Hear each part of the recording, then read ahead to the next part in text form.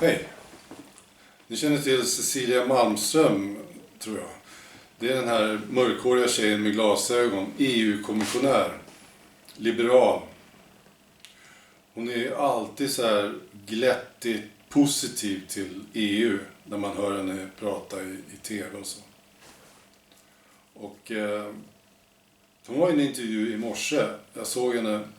Hon var inte alls lika glättig som hon brukar vara. Hon fick svara på frågor angående EUs framtid och krisen inom EU.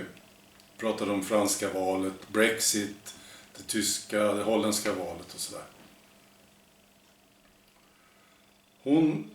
Det var tydligt, här var uppenbart, de är livrädda för Frankrike nu.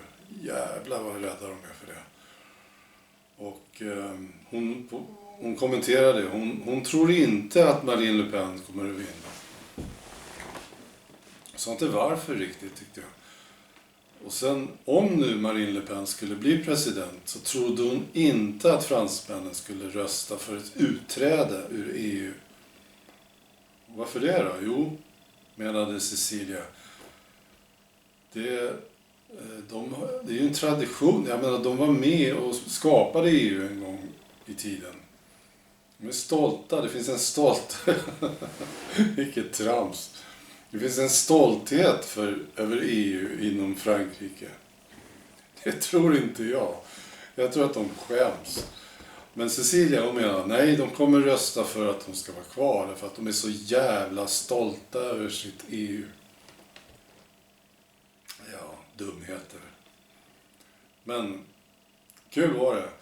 Så varför är hon då så enormt positiv angående EU? Kanske det här är svaret. Jag har tagit fram det här.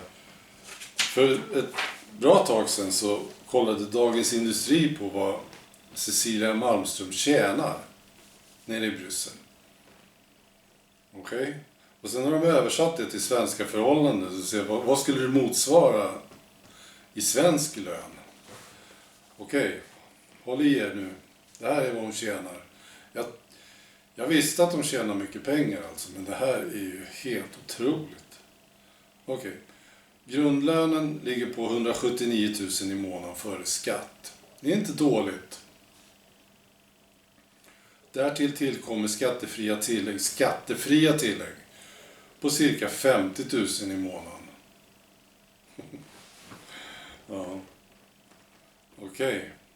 Sen har de kollat på det här med fallskärm och pension. Va?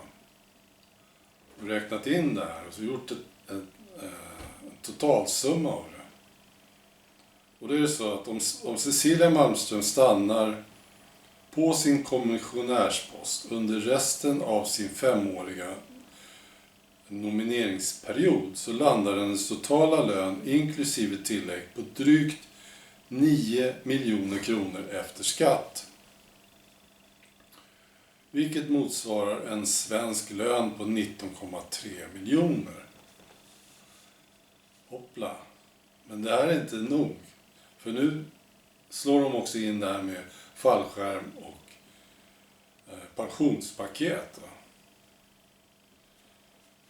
All right. Och då hamnar vi på en svensk ersättning före skatt för de här 5 åren på drygt 40 miljoner kronor.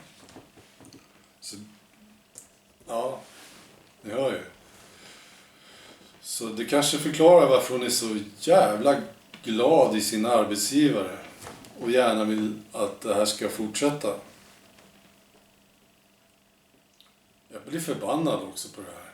Det här är ju löner, det är ju absurda löner vi pratar om.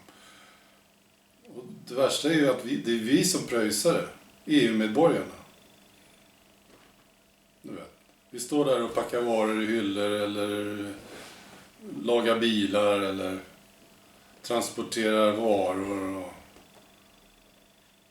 och så pröjsar vi skatter. Det är vår energi som betalar de här jävla lönerna som jag fattar inte hur de kan få tjäna så här mycket stålar. Absurt. Sjukt. Jag skulle vilja kalla det för totalt vansinne till och med. Absolut. Vansinnigt är det. Det är galet. Så vad ska vi göra? Vi måste ju ut. Vi måste lämna EU. EU måste bort. Okej. Och det kan vi åstadkomma. Idéer är fantastiska på det viset. Idéer transporteras, de förflyttar sig väldigt, väldigt snabbt. Det har vi sett nu. Så fortsätt kommunicera, fortsätt ge varandra support. Och sprid de här idéerna och sanningarna. All right.